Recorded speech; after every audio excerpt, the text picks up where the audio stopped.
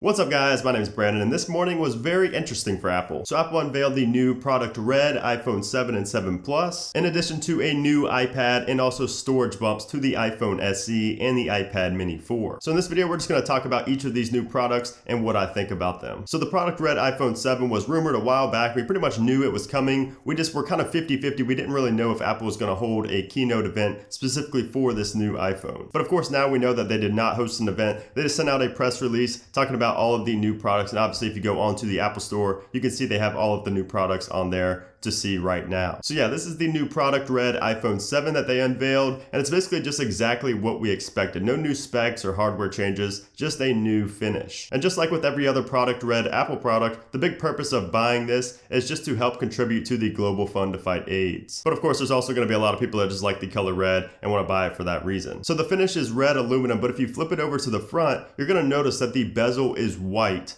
Why? Why, Apple? Why would you make this white? In my opinion, it would have looked 50 times better if it was a black bezel or just an all red bezel. Like if you're gonna go red, make it all red. Make everything red, including the bezel. I just think that the white makes it look cheap. It just reminds me of, for some reason, of the iPhone 5C, just like a cheap plastic look, mainly because of this white bezel. And this is coming from somebody that loves the color red. Red is my favorite color, and I've bought product Red products in the past, but this white bezel just ruins it for me. I'm also a little bit biased because I think that no iPhone color will ever be as good as matte black in the future. In the past, no color will ever be as good as matte black in my opinion. I don't know if that's just me. Let me know what you guys think. Some of you may like the white bezel. I'm not sure. Let me know what you think in the comment section below. I'm really interested to see what you guys think about this. So this special edition product Red iPhone 7 is going to come in 128 gig and 256 gig variants. And of course, it's going to be the same price, and it will be available on Friday, March 24th in 40 different countries. Now, should you buy this? I personally don't think so, just because the iPhone 8 is just around the corner. It doesn't really make sense to spend, near that $1,000 after taxes on an iPhone 7 with the same specs, just a brand new color. In my opinion, that's not worth $1,000 when you're going to be spending, more than $1,000 likely on the iPhone 8 or the 7S, whatever gets announced later this year. But anyways, now let's talk about the new, more affordable 9.7-inch iPad. So this new iPad is just called iPad, and it replaces the iPad Air 2. Now Apple is just calling it iPad instead of the iPad Air 3 because it's rocking a brighter 9.7-inch Retina display and Apple's A9 chip. So it obviously won't be as powerful as the iPad Pros, which are rocking the A9X chip, but it will be faster than the iPad Air 2, which was rocking the A8X chip. Now another reason they didn't label it as an iPad Air is because it is bigger than the iPad Air 2 was. And it comes in these same colors, which is space gray, gold, and silver, so no matte black, no jet black, no product red or anything like that. And it also does not support the Apple Pencil. And remember how I said it's affordable? Well yeah, this new iPad will only cost you $329 for the 32 gig Wi-Fi model. That's about $70 less than the slower iPad Air 2 was. And if you need more than 32 gigabytes of storage, you can jump up to the only other model, which is 128 gigs. These will also be in stores on Friday, March 24th. Apple also announced storage bumps to the iPhone SE and the iPad Mini 4. So the iPhone SE is already Apple's most affordable iPhone, but now you get double the storage for the same price. You guys have heard me rave about the iPhone SE. I think it's a great device. I think it's great for affordability. I think the value is fantastic, so it's great to see these storage bumps. So it now comes in a minimum of 32 gigabytes, which kills off the 16 gigabyte model, and then goes up to 128 gigs, which kills off the 64 gigabyte model. So if you have either one of the 16 or 64 gig models, congratulations, you now have a rare device that you could sell on eBay for more. And not really, but you can try it. But once again, you get double the storage for the same price of $399, and then the 128 gigabyte device will cost you $100 more at $499. But as expected, nothing else has changed with the iPhone SE. It still has the same internals and everything like that. The iPad Mini 4 also got a storage bump to 128 gigs, but what makes this interesting is that is actually the lone model now. That's the only storage option that it comes in. So Apple decided to kill off both the 32 gig and the 64 gig options. So you can now get the 128 gig iPad Mini 4 for the same price that you could have got the 32 gig model for. So you get 4 times the storage for the same price, which is a great offer, but it kind of makes sense, since the iPad Mini, the 4 even, is outdated. It still uses the Apple A8 chip. So it's going to be a lot slower, than some of the newer iPads, but still, that's a great option if you were in the market for an iPad Mini. So it's going to run you $399 for the Wi-Fi model and then $529 for the LTE model. And of course, both the iPhone SE and the new iPad Mini 4s will be in stores on Friday. And lastly, I just want to mention that Apple also unveiled a new application called Clips, and this is what they talked about was in development last year, and now it's finally been revealed. So it won't be released to the public until April, but it's basically just a simplified version of iMovie meant for making viral-like videos. Now, it isn't a social network or anything. It's not going to be replacing Vine or anything like that, but it still looks pretty interesting. I'm going to be talking about this more in depth and making a video on it specifically in April when it does get released. So yeah, guys, a pretty interesting morning to say the least. It makes sense that Apple didn't host a keynote for these new products since they aren't like new products. You know, it's nothing new. It's just a new color and new storage bumps and things like that. It'd be a pretty boring keynote if they did decide to make it into a keynote. So I'm glad they didn't. But anyways, guys, thanks for watching. Let me know what you think about this video. Let me know if you're going to get any of these new products or not. And also make sure to hit that thumbs up button if you enjoyed it. So thanks again for watching, guys, and I'll see you real soon.